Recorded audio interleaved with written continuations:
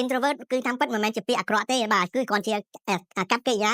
ចរិតរបស់មនុស្សដែលចូលចិត្តស្ងៀមស្ងាត់ចូលចិត្តដើរតែឯងចូលចិត្តសង់តំងតែឯងហើយចូលចិត្តធ្វើកិច្ចការអ្វីមួយតែឯងច្បាស់ក៏ប៉ុន្តែផ្ចង់គឺច្បាស់ហ្មងបាទគ្រាន់តែគាត់មិនចូលចិត្តលេងសើចគាត់ខ្មាស់ហើយគាត់មិនសូវចង់យកមុខមាត់បាទនិយាយរួមទៅគឺប៉ុណ្្នឹងឯងនិយាយរួមទៅយើងប្រើប្រាស់វាជ្រុះជ្រុលបន្តិចវា introvert ហ្នឹងមនុស្សដែលអៀនមនុស្សដែលមិនសូវមាត់កមនុស្សដែលមិនសូវហ៊ានបញ្ចេញមតិយោបល់មនុស្សដែលខ្មាស់និយាយរួមទៅគឺមនុស្សដែលចូលចិត្តតែនៅតែឯងមនុស្សដែលមិនសូវមានមិត្តភ័ក្តិឬក៏មានមិត្តភ័ក្តិតិចតែស្និទ្ធហើយមនុស្សចូលចិត្តធ្វើកិច្ចការច្បាស់លាស់មនុស្សចូលចិត្តតែសារជ្រាវចូលចិត្តតែធ្វើឲ្យផ្ចង់តែឯងឬ introvert គឺគេទៅណាទៅណីច្រើនជាមនុស្ស extrovert ទៀតក៏ប៉ុន្តែគេចូលចិត្តទៅតែឯងមនុស្សដែលឯករាជ្យឬដែលចូលចិត្តដូចបញ្ញវន្តភាពទូទៅយើងឃើញបញ្ញវន្តអត់ចូលចិត្តនៅជាក្រុមទេតែតែនៅឯងអង្គុយសាវជ្រាវហើយចូលចិត្តជួនកាលឡើងលើភ្នំអង្គុយ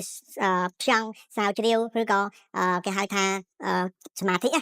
បាទដូចជាអង្គុយសមាធិស្វែងរកអ្វីមួយតែឯងចឹងគាត់អត់ចូលចិត្តធ្វើជាក្រុមអត់ចូលចិត្តចូលប្រឡងតែឯងមួយគេមួយឯងគាត់ចូលចិត្តធ្វើអីតែឯងតែច្បាស់ហើយផ្ចង់ហើយសាវជ្រាវព្រោះវាអត់មាននាំផលរញ៉េរញ៉ៃវាអត់មានពឹងលើពឹងដូច្នេះហើយអ្វីដែលគាត់សាវជ្រាវអ្វីដែលគាត់ធ្វើអ្វីដែលគាត់ប្រឡូកគឺច្បាស់ហើយដោយដៃខ្លួនឯងពិតប្រកប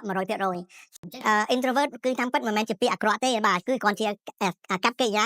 ចរិតរបស់មនុស្សដែលចូលចិត្តស្ងៀមស្ងាត់ចូលចិត្តដើរតែឯងចូលចិត្តសង់តំងតែឯងហើយចូលចិត្តធ្វើកិច្ចការអ្វីមួយតែឯងច្បាស់ក៏ប៉ុន្តែផ្ចង់គឺច្បាស់ហ្មងបាទគ្រាន់តែគាត់មិនចូលចិត្តលេងសើចគាត់ខ្មាស់ហើយគាត់មិនសូវចង់យកមុខមាត់បាទនិយាយរួមទៅគឺប៉ុណ្្នឹងឯងបាទពួក introvert ហ្នឹងមិនមែនមនុស្សឯកាទេមនុស្ស introvert ហ្នឹងគឺចំពោះគេគឺមនុស្សដែលពោពេញដោយសកម្មនៅក្នុងខ្លួនគេហើយគេអត់មានអារម្មណ៍ថាឯកាទេហើយក៏គេអត់មានអារម្មណ៍ថាគេនៅតែឯងលងលយដែរបាទមនុស្ស introvert គ្រាន់តែថា